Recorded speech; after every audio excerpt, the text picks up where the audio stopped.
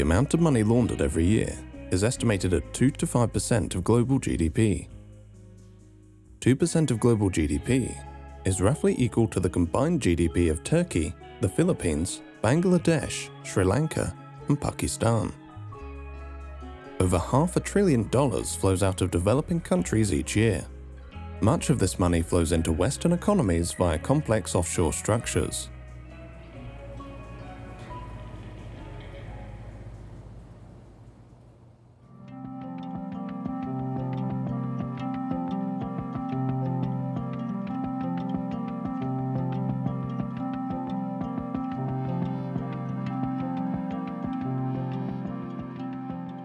In 1952, the future Kenyan president Jomo Kenyatta is imprisoned by the British colonial authorities. He becomes a symbol of Kenya's struggle for independence.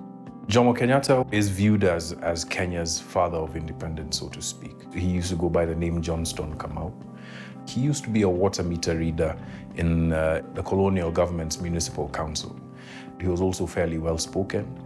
I believe that's part of the reason why he was selected from amongst the political intelligentsia at the time. Upon his release from detention, the near-penniless Kenyatta becomes a close friend of the last British governor of Kenya, Malcolm MacDonald. In 1963, Kenyatta is elected as the first Prime Minister and later President of independent Kenya, while Malcolm MacDonald becomes the British High Commissioner. The government and civil service of the new country is comprised primarily of what the British called loyalists. Post-independence, Britain retains a number of military sites in Kenya. Today, Britain trains 6 infantry battalions in Kenya every year. 60 years after independence, the Kenyatta family is one of the wealthiest in Kenya. The Kenyatta family have vast investments in land across the country, right down to the coast, all the way up to the what was called the White Highlands. They own the biggest milk company in Kenya.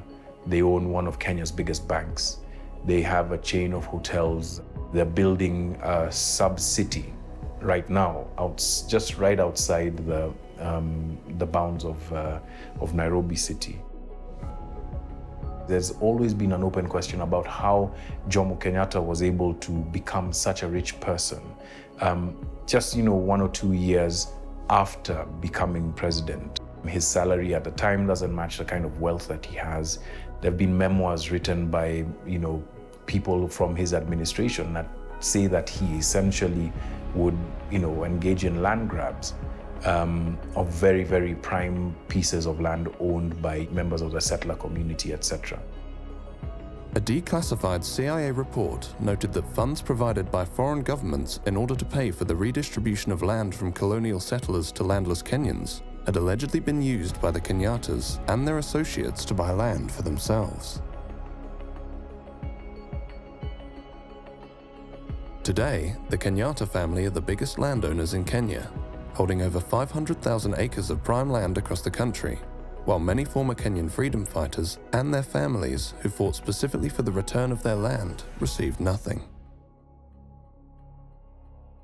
Jomo Kenyatta passed away in 1978. His son, Uhuru Kenyatta, followed his father into politics. The country's president, Uhuru Kenyatta, was among the world's rich who were named this week in the Pandora Papers. According to the Pandora Papers, Kenya's president, Uhuru Kenyatta, and 6 members of his family have been linked to 13 offshore companies. And what was revealed is that the family had invested in offshore structures. If you're including the extended family, as early as the mid-70s. Uhuru Kenyatta was listed as a beneficiary of a trust that, so to speak, belonged to his mother upon her death. Uhuru Kenyatta claimed to be an advocate of transparency, and cracking down on corruption was a central theme of his term in office. This dragon, this beast called corruption, is an animal that we intend to slay. President Uhuru Kenyatta welcomed the leakage of the Pandora Papers, saying the publication of the papers will go a very long way in enhancing the financial transparency and openness required in the country and around the globe. In Kenya, 2/3 of the population live in poverty, on less than $3.20 per day. 70% of Kenyan families are chronically vulnerable due to poor nutrition, food insecurity, and preventable diseases. Kenyan law requires the president to provide a list of financial interests to the Ministry of Finance each year. What we own, what we have, is open to the public, and we declare every year. And I've always said, if there is an instance where somebody can say that what we have done or obtained has not been legitimate, say so. We are ready to face any court. He said that he's made his wealth declarations, but we've never seen them. Secondly, families of politically exposed persons don't have to declare their wealth.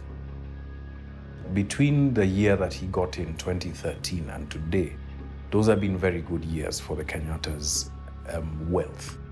There is this feeling that the Kenyattas, as well as other political elite, they have become fabulously wealthy at a time when Kenya is suffering from the worst levels of corruption that it has seen in years.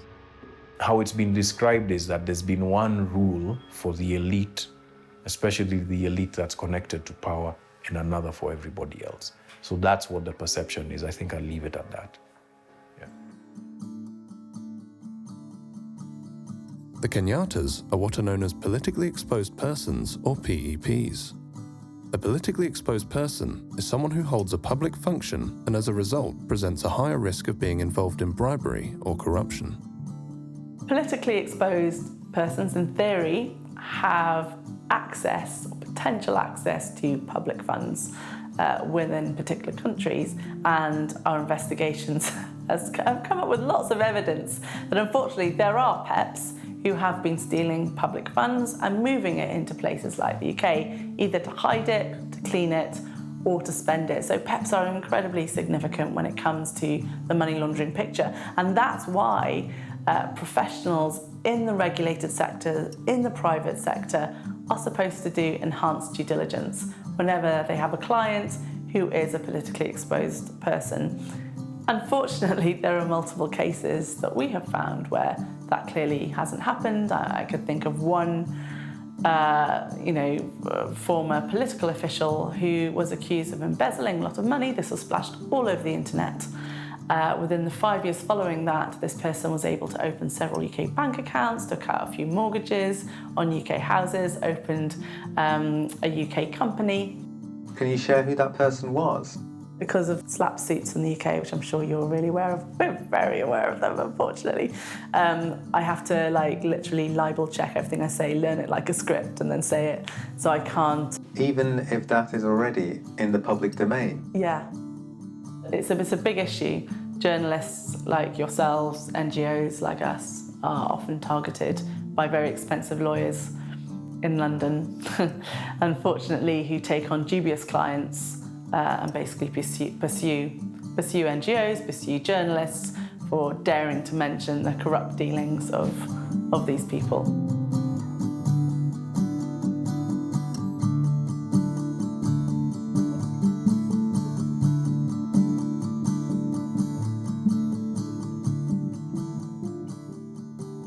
The Kenyattas are not the only developing world political dynasty who have amassed wealth and land beyond their known sources of income. Since coming to power after the dissolution of the Soviet Union, the Aliyev family of Azerbaijan have accumulated a vast fortune and business empire. Azerbaijan is a major crude oil and natural gas producer.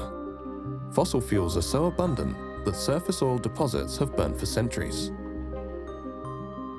The UK is the largest foreign investor in Azerbaijan, making up over half of all foreign investment. The Aliyev family is the richest family in Azerbaijan. They came to power in 1993 when Heydar Aliyev, a former KGB general and Secretary General of Azerbaijan Soviet Republic, orchestrated a coup. In 1993, Heydar Aliyev seized power in a coup. Shortly before Heydar Aliyev's death, his son, Ilham Aliyev, took over as president and has remained in power ever since. BP arrived in Azerbaijan in 1992 and after the coup signed a secret deal with the new president. Today, BP is the largest foreign oil company in Azerbaijan. The political opposition has always said that British Petroleum was responsible for the state coup. They brought Haidar Aliyev to power. I remember in 1993, during that difficult electoral and coup period, the British private security companies were doing something in Azerbaijan.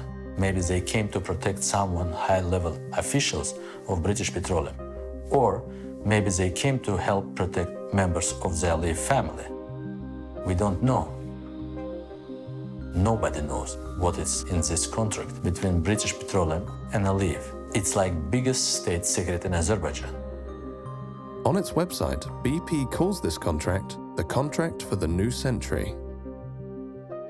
The Aliyev family have vast business interests in Azerbaijan. Who is the owner of 5 biggest commercial banks in Azerbaijan? It's the Aliyev family. Who is the owner of the biggest private transportation company? It's the Aliyev family. Who is the owner of the biggest 5-star hotel networks in Azerbaijan? Again, it's the Aliyev family.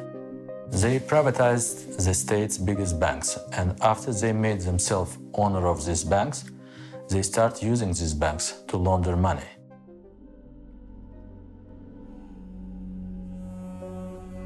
Heads of state and other major figures have deposited vast assets offshore. It's according to a review of nearly 12 million files from around the world. It's the latest report by the International Consortium of Investigative Journalists. The Pandora Papers expose a London property empire worth nearly $700 million amassed by the ruling family of Azerbaijan. So one of the properties that we looked at was on Conduit Street in central London. This property was bought in 2009 by a company owned by one of the associates of the presidency of Azerbaijan. And then this property was basically sold shortly after that to the daughter, who was 19 at the time, Arzu Aliyeva, and eventually it was sold to the Crown Estate, which is, owned by Queen Elizabeth II. The Aliyevs made a profit of £31 million. There was another property in Mayfair, Maddox Street, which was transferred to Haidar Aliyev, who was the 11-year-old son of the president of Azerbaijan. So, overnight, the tenants started paying their rent to an 11-year-old boy. In Kensington, there was a cluster of properties in one development called Thornwood Gardens. Over here in Holborn, there was a hotel. When the Italian newspaper La Repubblica asked Ilham Aliyev about the Pandora Papers' revelations, he replied, "Some forces in the West try to use these kind of insinuations or half-truths in order to discredit the image of Azerbaijan and undermine Azerbaijan's position. They want to accuse us. They want to subordinate us. They want to impose their will on us. And I say, no. I will defend Azerbaijan, its sovereignty, its independence, its choice until the end of my life. And all these kind of dirty stories mean nothing to me and to the people of Azerbaijan."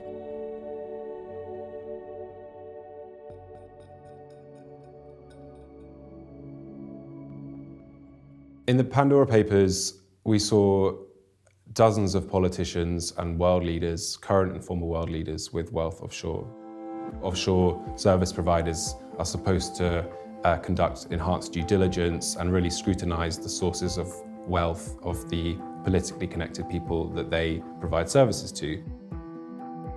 The Pandora Papers revealed that offshore service providers did not conduct sufficient due diligence on their politically exposed clients. There was some light Googling, running names through risk databases and things like that. The people conducting these checks are really doing checks to be seen to be doing checks. At the moment, it's very hard to pursue large banks and big firms for money laundering offences because we do not have a failure to prevent money laundering offence within UK law, which Transparency International very much believes we should have. Our research identified 582 UK individuals and firms who were involved in major money laundering cases. You have people who will turn a blind eye to anything they may discover, proceed anyway, and those who maybe don't do enhanced due diligence when they should. You will find individuals and firms that will actually deliberately go out to try and get the services of those who are potentially involved in corruption and criminality, because it's big business, it's big money. There are 84,000 UK properties that are owned anonymously. Now, of course, some of those will be owned with the legitimate money, but it's quite possible that a lot will be owned with suspicious funds.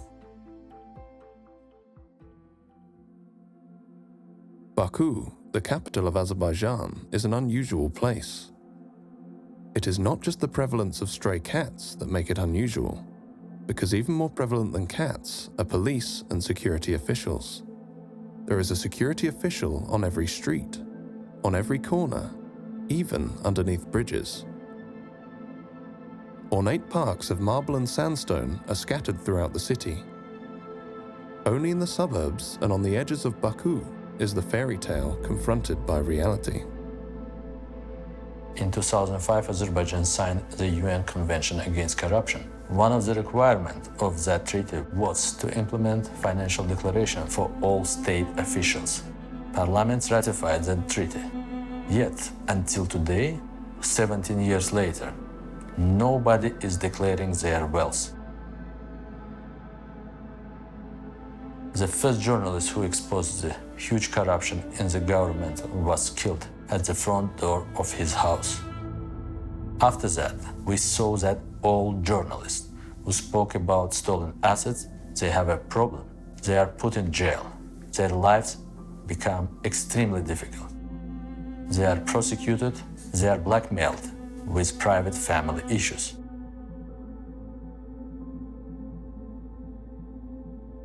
The National Crime Agency, or NCA, is tasked with investigating money laundering in the UK. I think there are reasonable grounds for the NCA to investigate assets owned by or linked to the Aliyev family in the UK. It's not always entirely clear how the presidential family has made their wealth. Some of that money, at least, came through money laundering systems, laundromats, which are known to have funneled illicit money out of Azerbaijan. We wanted to ask the NCA why they had not opened an investigation on the Aliyev family's assets in the UK. The NCA did not agree to speak to us. When I was in Azerbaijan, the British embassy occasionally invited us for breakfast with ambassador and other British officials. They would tell us that they were afraid that if we did a strong investigation, we would put ourselves in trouble. They never give us any support to investigate corruption. British politicians, including British politicians in the Council of Europe Parliamentary Assembly, tried to wash the negative image of Aliyev. You know who is the biggest lobbyist in Azerbaijan from the UK? It's the son of the Queen, Prince Andrew, Epstein's friend. He is also a friend of Aliyev, a very good friend. Every 5 years, the people of Azerbaijan elect a president. And every 5 years since 1993, that president's name has been Mr. Aliyev. In the 2008 election, Mr. Aliyev received 89% of the vote. In 2013, he received 84.5%, and in 2018, he received 86% of the vote.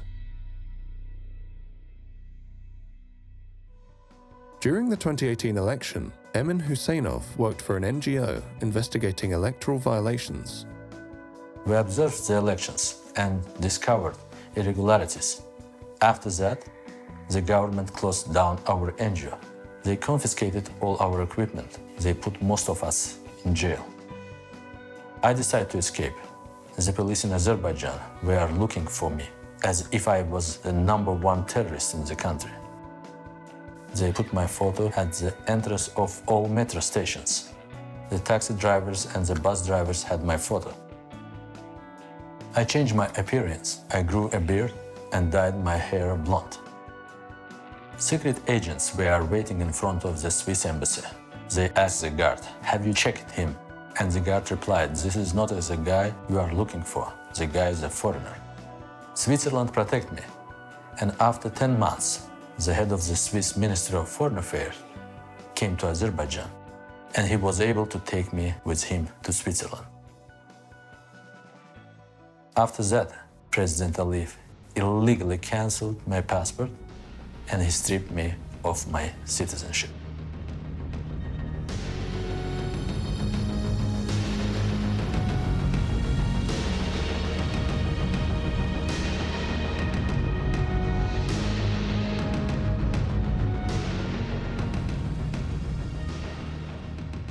The Aliyev family's love of London property and use of offshore financial secrecy to hide their wealth is mirrored by another political dynasty of the developing world, the Sharifs of Pakistan.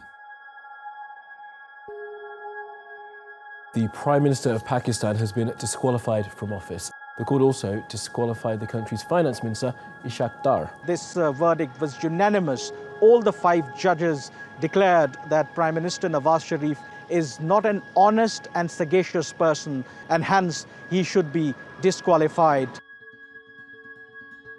Nawaz Sharif is the 3 times elected Prime Minister of Pakistan.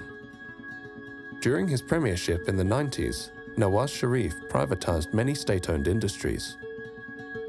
The privatization policies which were initiated by Mr. Nawaz Sharif during his stints as Prime Minister during the 90s, that is the start of corruption, where a lot of state holdings, they were portrayed as if they are making losses, and then they were handed out to different political backers of Nawaz Sharif, his friends, and his business associates.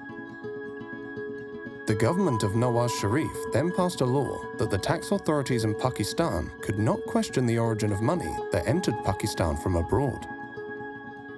One thing which we need to remember, and this is very, very important. When you're in the power, you can make laws according to your will. You can actually manipulate the system. You can bribe the people. You can get cuts from wherever you want. And this is what the Sharifs has been doing, and this is what they've been accused over the years. It's a close-knit family affair. In the case of Hudaybiyah paper mill, once you look at the directors and shareholders, it's only the entire Sharif family, the immediate blood relations, and a few cousins who are also mentioned as directors. To look at the shareholding of Ramzan Sugar Mill, that gives you an idea that it is run by Chief Executive Officer Mr. Hamza Shahbaz Sharif. Shahbaz Sharif is a younger brother of Nawaz Sharif. He was the leader of the Punjab Assembly while his brother was Prime Minister. He is accused of laundering tens of millions of dollars through the Ramzan Sugar Mill, a company owned by the Sharif family. Accounts were opened in the name of these low-level, low-wage employees who do not come into the tax net. Money used to be deposited in those accounts, and finally they used to land in the accounts of either Mr. Hamza Shahbaz Sharif, Mr. Sulaiman Shahbaz Sharif, or Mr. Shahbaz Sharif himself. In fact, these files which you see here, it gives the names, it gives the banking documents, the challans, everything which is mentioned in these, all the banking record, the names of the low-wage employees. Here is one example, look at it. Mr. Masroor Anwar, he is depositing this in the name of Mr. Shahbaz Sharif. This is 1.6 million rupees. This was deposited in Habib Bank of Pakistan on 27th April 2017 when Shahbaz Sharif was the Chief Minister.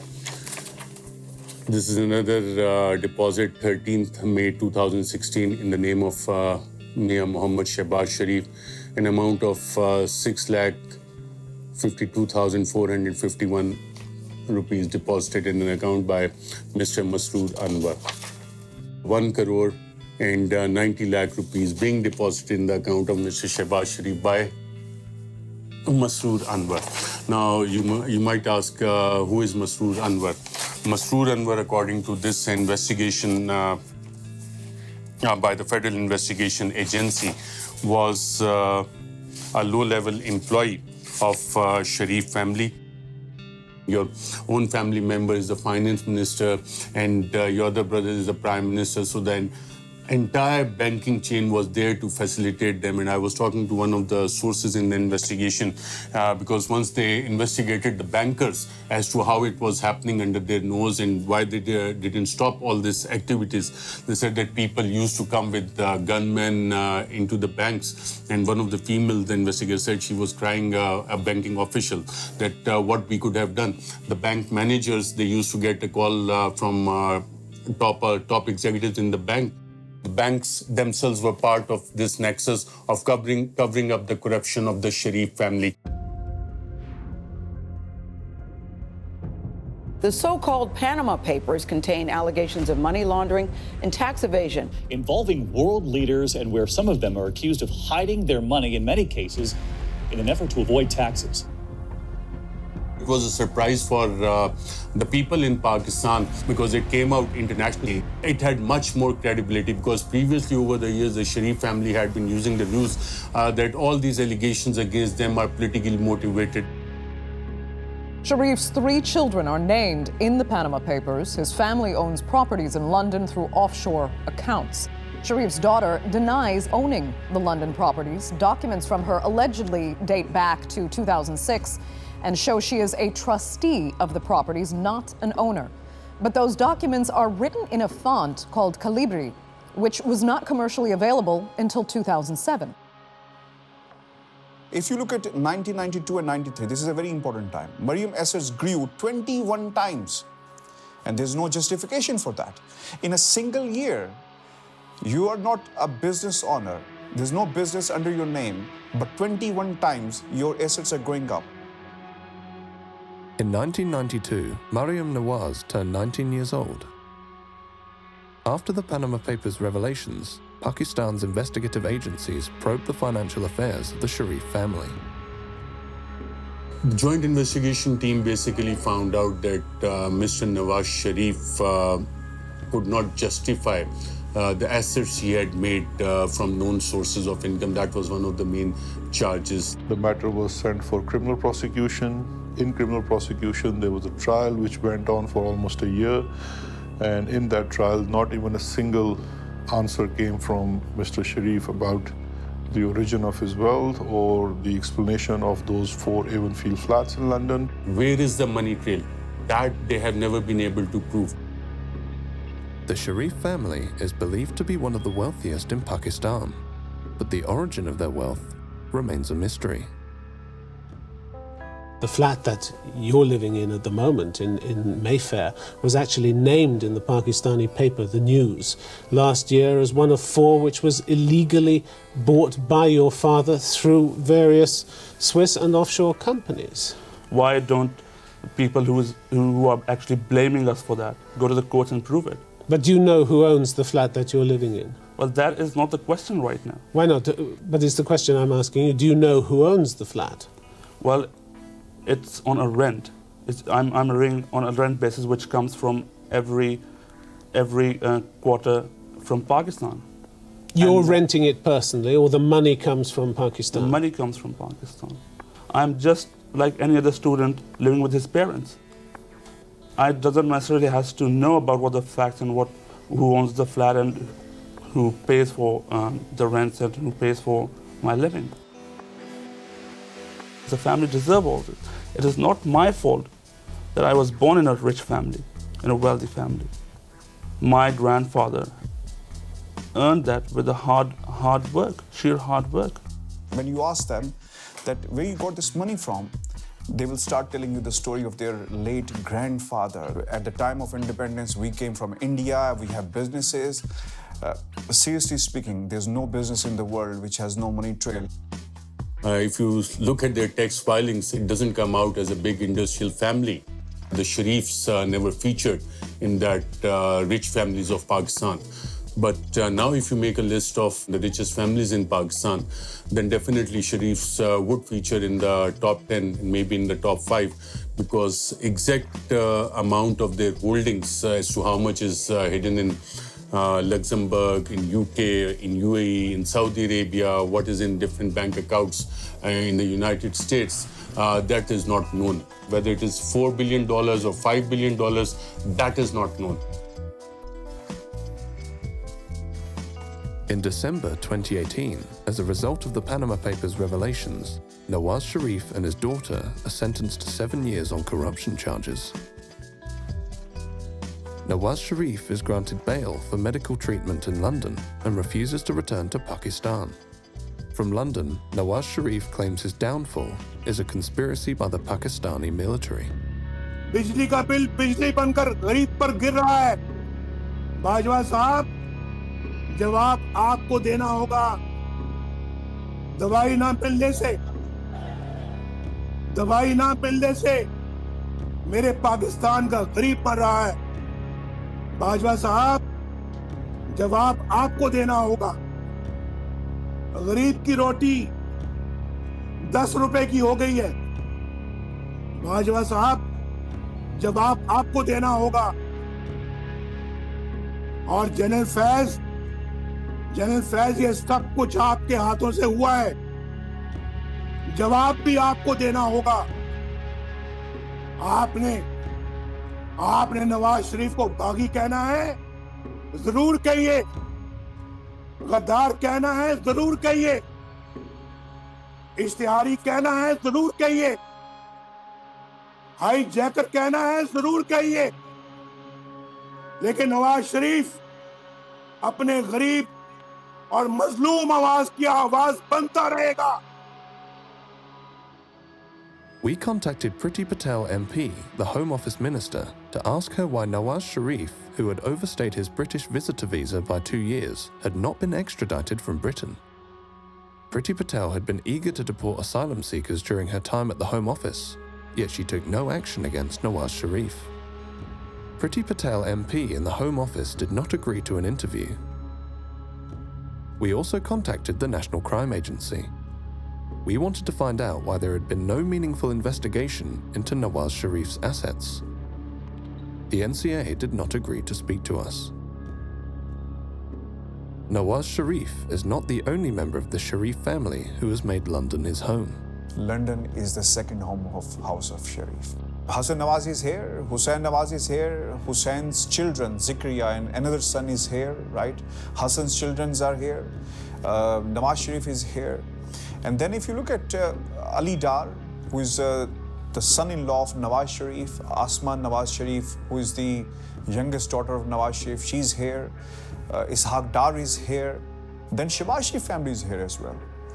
Sulaiman Shahbaz is here. Ali Imran, who is actually the son-in-law of Shahbaz Sharif, who also lives in this country. Shahbaz Sharif's daughter, Rabia Imran, is also in this country. And she is actually on a run and wanted in Pakistan. Ali Imran is wanted in Pakistan. Ishaq Dar is wanted in Pakistan. All these people are wanted in Pakistan. Sitting in Pakistan, in third world country, you look at it as to why most of the people who are wanted by the courts in Pakistan, by the law in Pakistan, they find a refuge in London, UK. It doesn't make sense to me. London is the destination of choice for politically exposed persons and their family members who have accumulated vast fortunes beyond their known sources of income. These fortunes are frequently laundered or transferred offshore to or through British dependent jurisdictions, where their origin and ownership are obscured and money can be reinvested into the global economy. Capital flight is a major concern for developing countries. We know that there is a huge capital flight, and it's not just specific to our time period.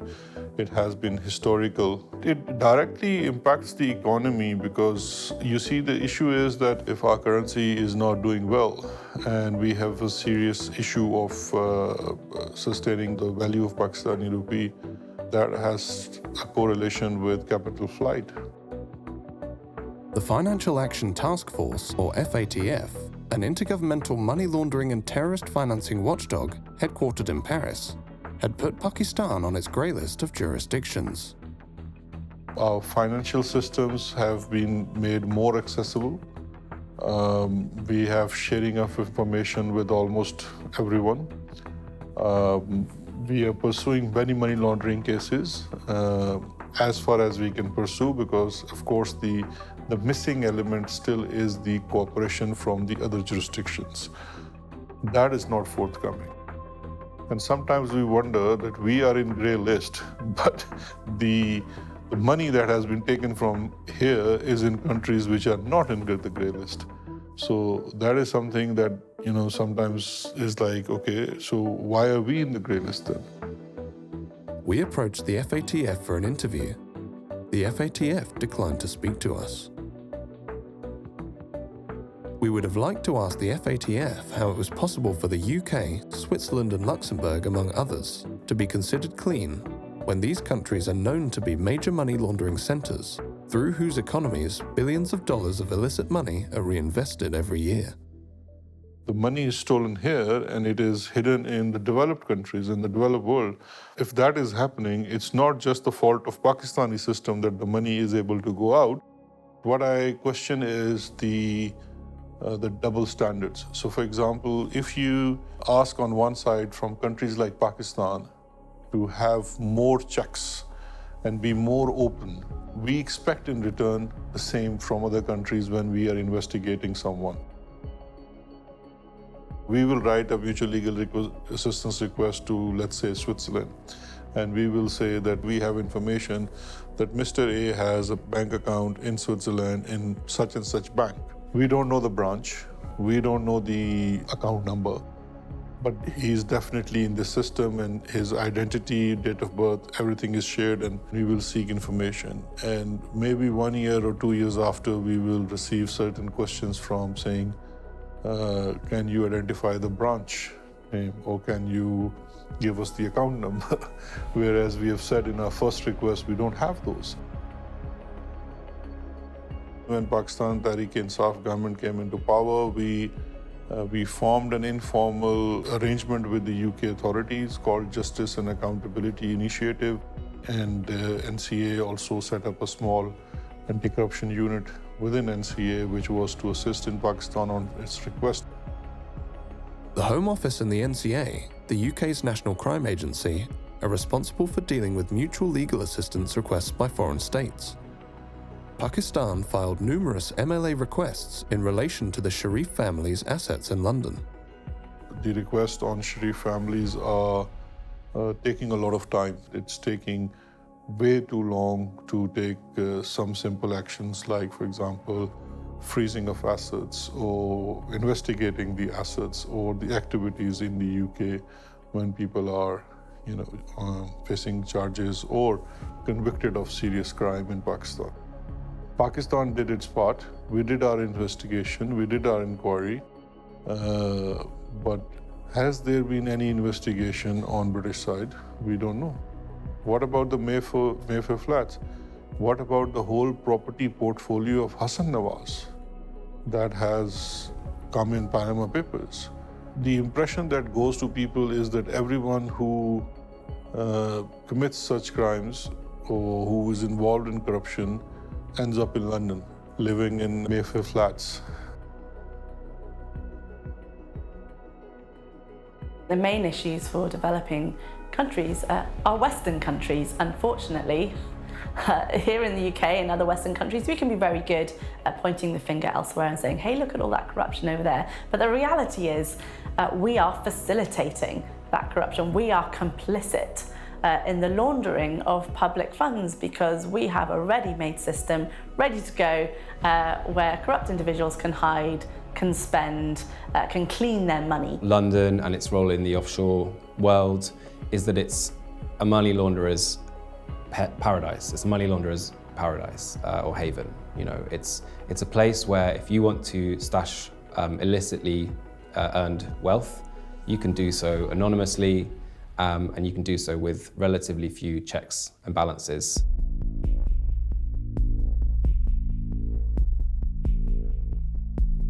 The Russian President Vladimir Putin has launched a major military operation against Ukraine. Thousands of troops, backed by tanks and missile fire, have crossed the border into Ukraine on every front. Ukrainian President Volodymyr Zelensky called on all of its citizens who were ready to defend the country from Russian forces to come forward, saying Kyiv would issue weapons to everyone who wants them. We've already put in place the largest package of sanctions in our history. Today, the White House announced new sanctions against members of the Russian elite. Tying Russian oligarchs directly to assets is proving very difficult because they are all masters of using shell companies and relatives to hide their true ownership. For those who wish to hide their money, British-dependent territories such as the Cayman Islands, Jersey, and the British Virgin Islands are the destination of choice. In the past, Britain has claimed that these jurisdictions are independent and it cannot dictate their laws. I listened to the Foreign Secretary correctly detail the importance of avoiding sanctions leakage, and she was asked twice in this statement about British overseas territories. I detected a reluctance to go into detail on that. I've been very clear that we will absolutely be including overseas territories in all of these measures we're taking. We contacted the Foreign Office because we wanted to ask them if they would now take similar action against illicit money from other countries. The Foreign Office declined to be interviewed for this documentary. In order to help it seize Russian assets, the UK passed the Economic Crime Act. The aim of the Act is to help law enforcement identify and seize illicit money in the UK. The recent Economic Crime Act basically passed into law that any trusts that are involved in the ownership network of a property now have to declare the beneficial ownership to HMRC. However, that trust register is not public, so we're not entirely sure what information is even on it, or whether that information is verified or how effective it is. Overseas trusts that own UK property will also have to register, well, under law will have to register there. I don't know how much that will be enforced in practice. It's hard to say. It's not really clear how exactly that's going to be implemented, and so for example, if we look at the register of persons with significant control over UK companies, a lot of people complied with that. A lot of companies complied with that, but a lot didn't. They declared what appeared to be potentially nominees. Now, the UK government has promised to reform Companies House. At the moment, Companies House is not empowered to check and verify the information that is submitted to it. It's quite possible to write down, like I said, Mickey Mouse or Donald Duck, not the real beneficial owner, and no one's really going to check that information. So when we look at setting up something similar for the property register, we're likely to encounter the same kind of problems. How many of them are actually going to comply? And if they do, how do we know that that's the real beneficiary who owns that? How do we verify that? It's not hard to see why UK companies have become a vehicle of choice for corrupt actors, for money launderers to use to move and hide their wealth, because the enforcement is weak.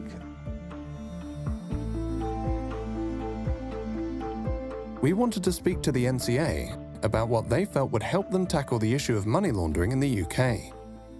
The NCA did not agree to speak to us.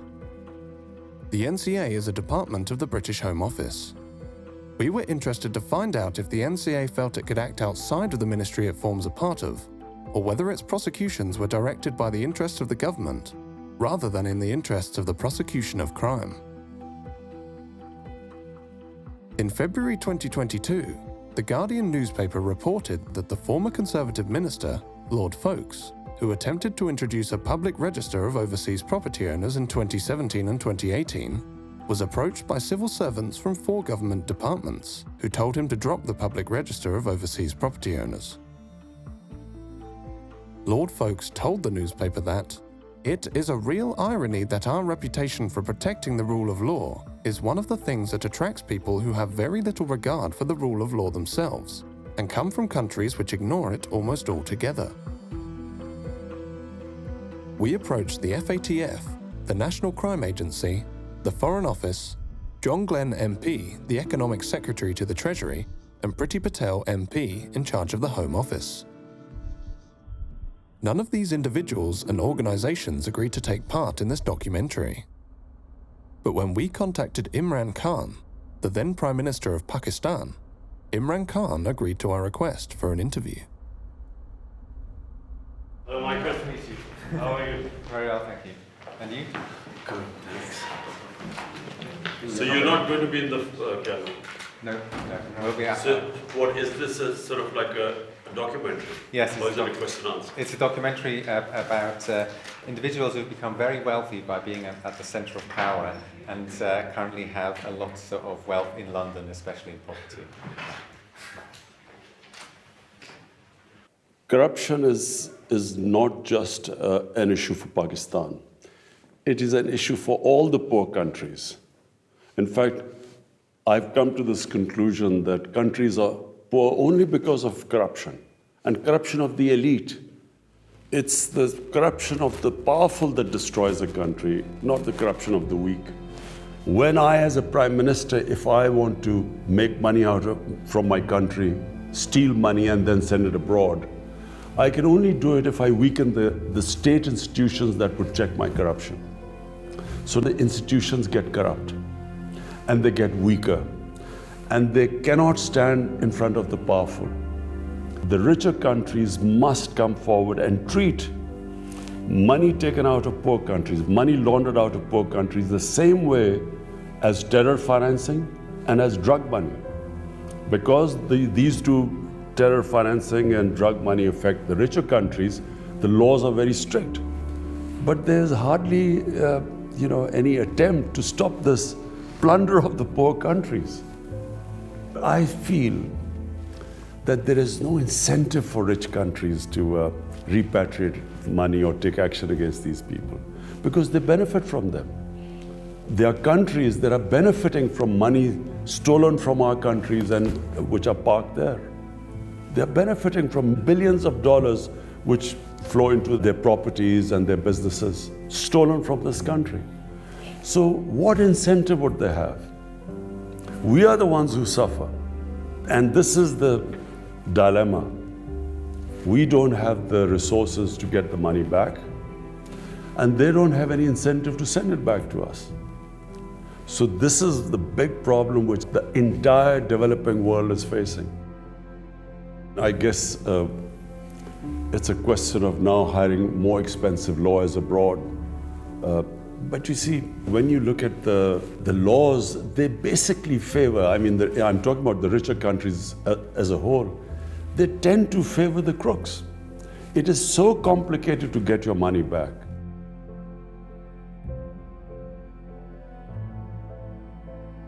Imran Khan has raised this issue in almost every forum that the rich countries must take care of poor countries, and the care involves that the looted money that is now invested in the rich countries must be returned to the original countries. In Panama Papers, the properties of Sharifs are categorically mentioned, and all these properties are in the heart of London. And everyone, including the British government, knows that these properties are actually bought from laundered money. I think international politics play a big role here. So some countries, they say that what is ours and what is yours is also ours. So this is the case with British government right now. The United Kingdom, that the United States increasingly, that various other territories in the West are not only refusing to dismantle or make more open and accountable these kinds of systems, but are actively supporting territories that allow for the inflow of illicit financial wealth. And the world needs to be able to wake up to something like this. They'll shout about the Jeff Bezos and Elon Musks and Apples and all sorts of things, but they're eerily silent about the wealth that's being taken out and invested because it helps their countries. That's not right. We become victims twice, where when we are asking for our wealth to be returned, it becomes so difficult for us to have that happen. The Congolese still don't have the wealth from Mobutu Sese Seko's reign returned. The Nigerians still don't have wealth from Sani Abacha and many other people returned. I'd say the same probably of the Dos Santos regime. Countries that actively build these systems, actively finance these systems and protect them, don't do enough to be able to make them more open and accountable. That's just not right. Offshore leaks have revealed time and time again that politically exposed persons use secrecy jurisdictions to hide their wealth, launder their wealth, and reinvest that wealth back into the global economy. A large part of the international financial system and many of the major financial secrecy jurisdictions are controlled and regulated by Western interests. Imran Khan frequently spoke out against money laundering and offshore financial centres. His government challenged Western institutions and governments to return and reveal dirty money and undeclared assets of Pakistani origin, pursued an independent foreign policy, and angered the US by refusing to host CIA sites on Pakistani soil.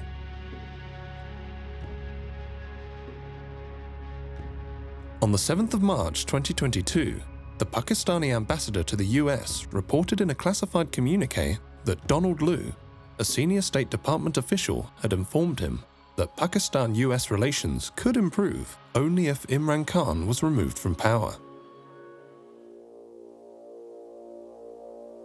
Khan actually accused the US of being behind a conspiracy to get him ousted from power. The Prime Minister of Pakistan accused the US of working with the opposition to remove him from power. There is absolutely no truth to that allegation. We are not going to let propaganda, misinformation, and disinformation, lies, get in the way of any bilateral relationship we have, including with the bilateral relationship we have with Pakistan. Prime Minister Imran Khan has been ousted from power. Lawmakers elected the opposition leader Shahzad Sharif as the country's new prime minister. A new dawn has started. A new day is coming. Allah has answered the prayers of millions. When Shahzad Sharif, the brother of Nawaz Sharif, was appointed prime minister on Monday the 11th of April, the Guardian newspaper wrote, "He is known as a diligent administrator with such a great love of poetry that he often opens official meetings with recitals of famous revolutionary Urdu poets. His first words to Parliament were, 'One must set himself free from all bounds of desires.'" Imran Khan claimed he had been removed by a foreign-backed conspiracy. The US Embassy was calling members of my party, backbenchers who were not happy, and they were the first ones who then jumped ship. And they were the ones who then offered $1 million each to buy my other members of parliament who actually jumped ship later on. And then Donald Lu's conversation with our ambassador, the next day the no confidence motion is tabled in the assembly. What do you think? You have made some significant allegations there. When it's not will allegations. You show we the have hard this evidence? Why would I want to blame the US if I did not have hard evidence? This was an official message with note takers given to our ambassador, message received by me, by our president, given to the Chief Justice of Pakistan. This is real. Not only was a democratically elected government removed through the conspiracy, we have been replaced by a bunch of criminals. 60% of the cabinet, which is sitting right now, is on bail. The Prime Minister was about to be sentenced in a corruption cases of billions of rupees, and his son. The Sharif doctrine is that you buy different people in all the important positions of power, whether it's in the media, you have your sympathetic journalists who continue to argue for you that the country can only be saved by the wisdom of the Sharif family. The generals, when they retired, they are also accommodated. The judges, once they are retired, they are also accommodated. The journalists, they are also given government position and they willingly take it. So it's the entire Sharif doctrine which gives them this sense that they can even get away with murder in Pakistan. Nawaz Sharif has learned that even though if you are out of power, if you manage to gain time, and if you manage to delay the cases in the courts of law, and once you come back into power, you can manage to get a clean check. So I think this time also, the same strategy is being followed by the Sharif family. I think those in power, they think that they can get away with the crimes they have done. And Sharif family has been benefiting from them because of their international friends who have been coming to their rescue to strike the dirty deals.